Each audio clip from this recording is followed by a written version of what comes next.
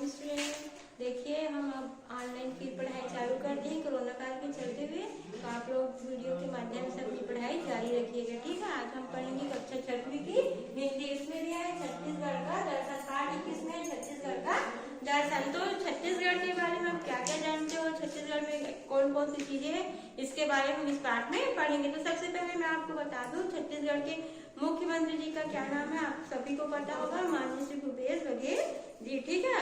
और शिक्षा मंत्री कौन है, डॉक्टर प्रेम साहब टेकाम जी, ठीक है। और स्वास्थ्य मंत्री भी जानते होंगे, टी.एस. सिंहदेव, ठीक है। और हम पढ़ेंगे अब छत्तीसगढ़ का दर्शन। तो छत्तीसगढ़ की बोली भाषा भी आपको पता है, छत्तीसगढ़ में हम छत्तीसगढ़ी बोली बोलते हैं। और छत्तीसगढ़ राज्य की स्थापना कब हुई थी आपको पता है? अब मैं बता देती हूँ, छत्तीसगढ़ राज्य की स्थापना 1 नवंबर 2000 को हुई थी, ठीक है। अब आप लोग बुक निकाल लीजिए, पढ़ते हैं आगे का। छत्तीसगढ़ का दर्शन, ठीक है। भारत का हृदय स्थल छत्तीसगढ़ अपनी प्राकृतिक संपदाओं और लोक संस्कृति से समृद्ध है। भारत का हृदय किसको कहा गया है? छत्तीसगढ़ को।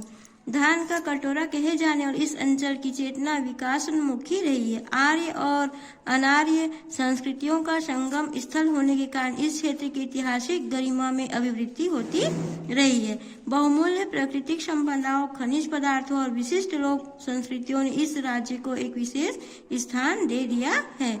छत्तीसगढ़ की कला एवं सांस्कृतिक वैभव की एक संक्षिप्त झांकी प्रस्तुत निबंध में पढ़िएगा।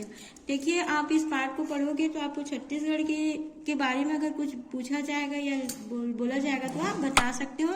एक ये निबंध के समान है ये वाला जो पाठ है वो, ठीक है। भारत के क्षितिज पर छत्तीसगढ़ को धान का क्या कहते हैं? हम कटोरा कहते हैं। और आपको जैसे आपका प्रश्न आ रहा है कि आप सभी को पता है कि छत्तीसगढ़ को धान का कटोरा कहा जाता है। इसके अतिरिक्त इसके और नाम है, जैसे दक्षिण कौशल, दंडकारण्य आदि विविध नाम। जैसे आपको पूछा जा रहा है प्रश्न कि छत्तीसगढ़ के और कौन कौन से नाम है, तो आप बता सकते हो इसे हम क्या क्या कहते हैं? धान का कटोरा, दक्षिण कौशल और दंडकारण्य, ठीक है। अपने ऐतिहासिक द्वारा सांस्कृतिक गौरव के साथ जगमगाता रहा इस वनाच्छिद क्षेत्र को महानदी, इंद्रावती, शिवनाथ। अब मान लो आपको प्रश्न पूछा जा रहा है कि छत्तीसगढ़ की कौन कौन सी नदियां हैं, तो आप बता सकते हो महानदी, इंद्रावती, शिवनाथ नदी, हसदो इत्यादि क्या है? छत्तीसगढ़ की मुख्य नदियां हैं, जिसके जल के द्वारा हमारी जो कृषि है वो सिंचित होती रहती है। और जैसे अब 1 नवंबर 2000 को इसकी स्थापना हुई, अगर पूछा जाएगा छत्तीसगढ़ की स्थापना कब हुई तो आप बता सकते हो 1 नवंबर 2000 को इसकी स्थापना हुई है। एक पूर्ण नए राज्य के रूप में अस्तित्व में आया छत्तीसगढ़ आज विकास की ओर अग्रसर है।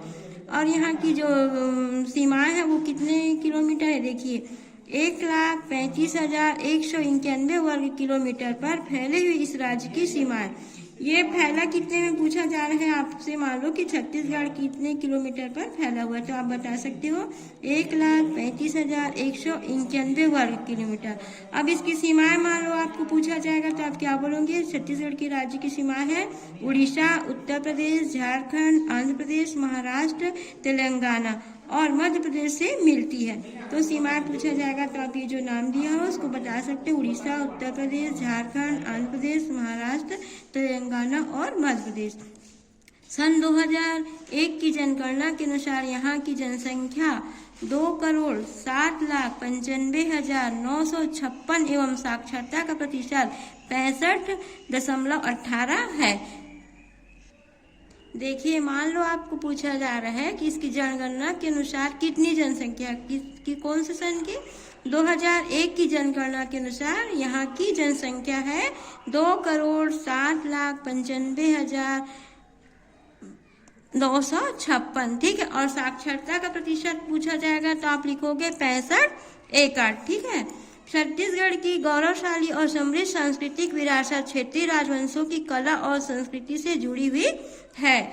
कलचुरी कालीन भारत की प्राचीन सांस्कृतिक परंपरा का प्रभाव यहाँ के सांस्कृतिक सामाजिक जनजीवन पर दिखाई पड़ता है। आपको पूछा जाएगा कि किस पर दिखाई दे रहे हैं, तो आप इसकी जो सांस्कृतिक जो झलक है वो जनजीवन पर दिखाई पड़ रहा है। प्राचीन काल से छत्तीसगढ़ धार्मिक गतिविधियों का केंद्र रहा है। आपको पता है कि छत्तीसगढ़ में कितने मतलब अनेक धर्म के लोग रहते हैं और अपने अपने धर्म को मानते भी हैं और सभी धर्मों के त्यौहार बहुत अच्छे से मनाया जाता है।